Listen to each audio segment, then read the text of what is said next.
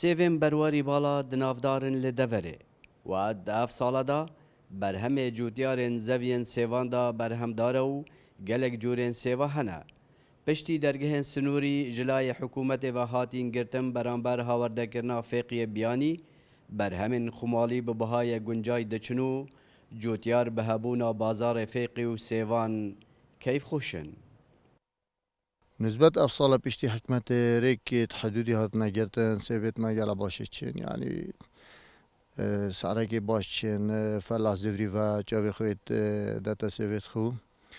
بس و سال اولیه افریقا نگرتن هکر مازانی بپار دا گلک ام جاوی خود نسوی خو هکر هر سال جها ثابت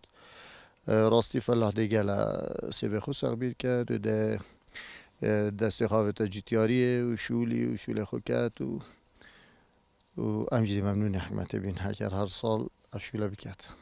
وەکو جەنەبێ هات بینیتن کو ئەف ساڵە سێڤێ بەرهەمەکێ باش تایبەتی وەرزێ ئەف ساڵەدا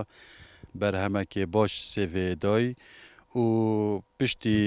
ڕێکارت حکمەتێ بۆ گرتنا دەرگەها ئەکیت ئەف سێڤە باشترە تێتە فروتنێل بازارێ و ئەڤەت بیتە ئومێدێک ئەمەلێک بۆ هەندێ جوتیارێ مەژی پتر یانژی ئەم بێژینە پتر چاوێ خۆبدەی نەویستانێت خو زەوێت خوا سەغ بێرکەین بۆ ساڵت داهاتی بەرهەمەکێ باشتر بداتن.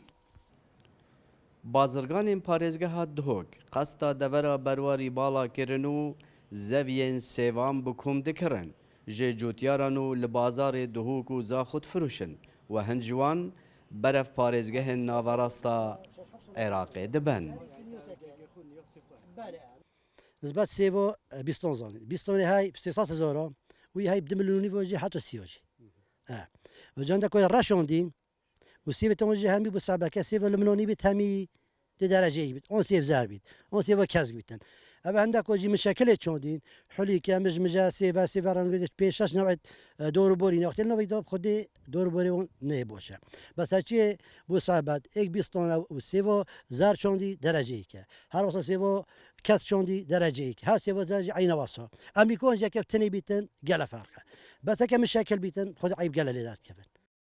سلام بالایی دنگ امریکا گند دوره نحیا کانی ماسه